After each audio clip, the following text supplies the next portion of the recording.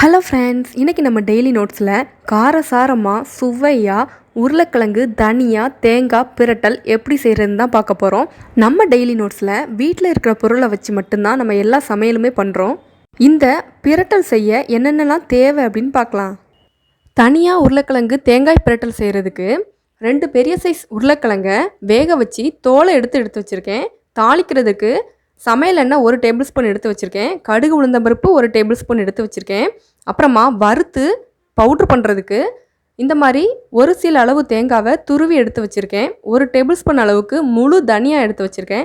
1/2 table spoon மிளகு, 1/2 table spoon சோம்பு, 3 காஞ்ச மிளகா, கொஞ்சம் கருவேப்பிலை. இவ்வளோத்தையும் நம்ம ட்ரை ரோஸ்ட் பண்ணி வெறும் வானலியில் சும்மா வறுத்துட்டு பவுட்ரு பண்ணி எடுத்து வைக்க போகிறோம். அப்புறமா கடைசியாக போடுறதுக்கு கொஞ்சம் மல்லி இலையும் கருவேப்பிலையும் எடுத்து வச்சுருக்கேன். தண்ணி தேவையான அளவு, உப்பு தேவையான அளவு. இதை வச்சு எப்படி உருளைக்கிழங்கு தனியாக தேங்காய் பிரட்டல் செய்கிறது அப்படின்னு பார்க்கலாம். இந்த மாதிரி ஒரு பேன் வச்சுருக்கேன். இதில் நம்ம எடுத்து வச்சுருந்த தனியா அப்புறமா மிளகு சோம்பு இந்த ரெண்டையுமே போட்டு மீடியம் ஃப்ளேமில் வச்சு ஒரு 2 நிமிஷத்துக்கு வறுத்து எடுத்துக்குவோம். இது இப்போ நல்லா வறுபட்டுருச்சு. இதை இந்த மாதிரி ஒரு தட்டில் கொட்டி ஆற வச்சிடலாம். அடுத்து இதே பேனில் இந்த காஞ்ச மிளகாவை காம்பை மட்டும் எடுத்துட்டு இதில் போட்டு லைட்டாக வறுத்துக்கலாம்.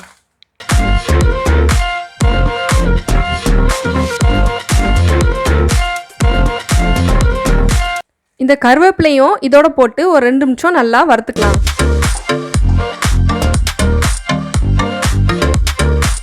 கடைசியாக நம்ம துருவி வச்சிருந்த தேங்காவையும் இதில் ஆட் பண்ணி நல்லா பொன்னிறமாக ஆகிற வரைக்கும் வறுத்துக்கலாம்.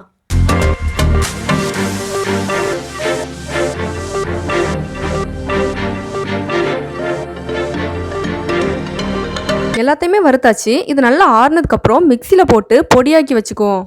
நல்லா ஆறுனதுக்கப்புறம் இந்த மாதிரி பவுட்ரு பண்ணி எடுத்து வச்சுருக்கேன். அடுத்து நம்ம எப்படி செய்கிறது அப்படின்னு பார்த்துடலாம். ஸ்டவ் ஆன் பண்ணி ஒரு பாத்திரம் வச்சுருக்கேன். இது சூடாயிருச்சு. நான் எடுத்து வச்சுருந்த இந்த சமையல் எண்ணெயை இதில் ஆட் பண்ணிக்கிறேன். இது கொஞ்சம் சூடாகட்டும்.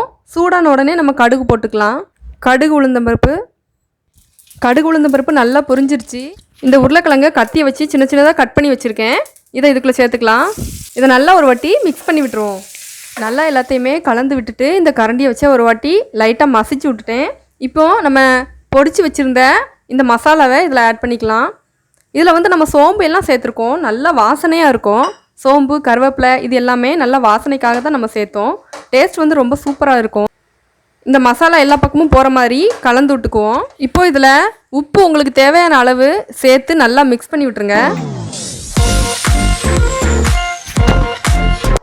இந்த ஸ்டேஜில் தண்ணி இது மூழ்கிற அளவு மட்டும் கொஞ்சமாக ஊற்றி இதை நல்லா ஹை ஃப்ளேமில் வச்சு கொதிக்க விட்டுருவோம். இந்த அளவுக்கு தண்ணி ஊற்றினா போதும்.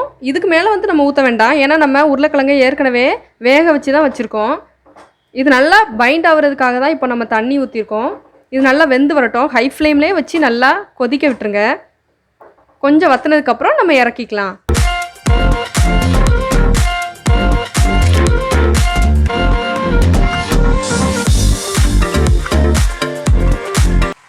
தண்ணி நல்லா வத்திருச்சு. இப்போ நம்ம எடுத்து வச்சுருந்த கருவேப்பிலை மல்லி இலையும் போட்டு ஃப்ளேமை ஆஃப் பண்ணிக்கலாம்.